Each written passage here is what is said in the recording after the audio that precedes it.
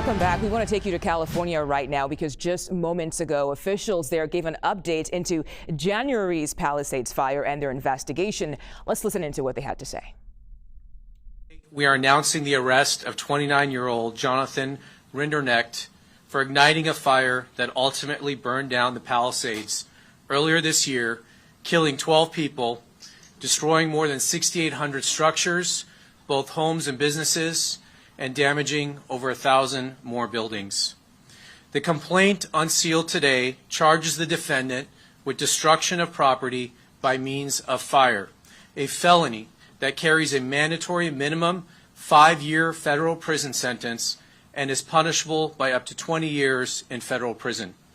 The defendant was arrested yesterday on a federal criminal complaint near his Florida residence, and he's expected to make his initial appearance today in the federal court in Orlando, Florida.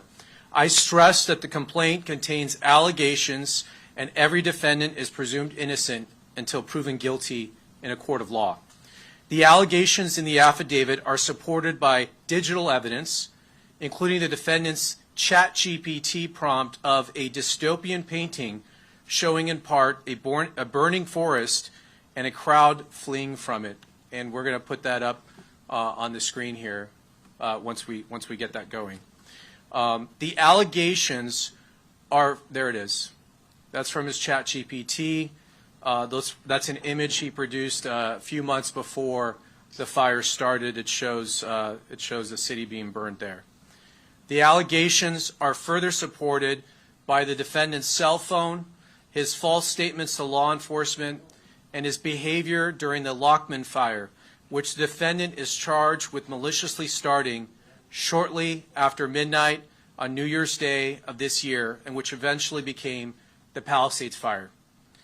Late last New Year's Eve, Rinderknecht returned to Pacific Palisades after working the evening shift as an Uber driver. 2 of his passengers told law enforcement that he appeared agitated and angry that night. After dropping off a passenger in Pacific Palisades, Rinderknecht parked his car and tried and failed to contact a former friend. He exited the car, walked up a nearby trail, took iPhone videos at a nearby hilltop, and listened to a rap song whose music video including objects being lit on fire. The defendant had listened to this song and watched its music video repeatedly in the days leading up to the Lockman fire. 12 minutes into the new year, environmental sensing platforms indicated that a fire had started. It took the defendant several tries to contact 911 to report the fire. He fled the scene in his car, but turned around after passing fire engines driving in the opposite direction to fight the fire. While the Lockman fire burned, the defendant walked up the same trail from earlier that night to watch the fire and firefighters, using his iPhone to take short videos of the scene. Although firefighters suppressed the blaze, the fire continued to smolder and burn underground within the root structure of the dense vegetation. So that fire started on January 1st, and it smoldered underground for about a week until on January 7th, heavy winds caused this underground fire to surface and spread above ground, causing what became known as the Palisades Fire, one of the most destructive wildfires in Los Angeles City history. Law enforcement got to work and by January 24th had identified and interviewed the defendant.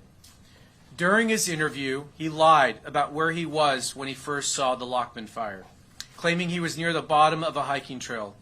Geolocation data for the 911 calls showed that he was standing above the fire in a clearing merely 30 feet from the blaze as it rapidly grew. As the world watched in horror as the Palisades fire burned, victims perished in the smoke and flames. Homes where cherished family memories and belongings were turned to rubble and ash. The iconic Pacific Coast Highway along Malibu looked like a war zone. Thousands of people were forced to evacuate. Though homes and businesses cannot be rebuilt, this arrest, we hope, will provide a measure of justice to all those who were impacted.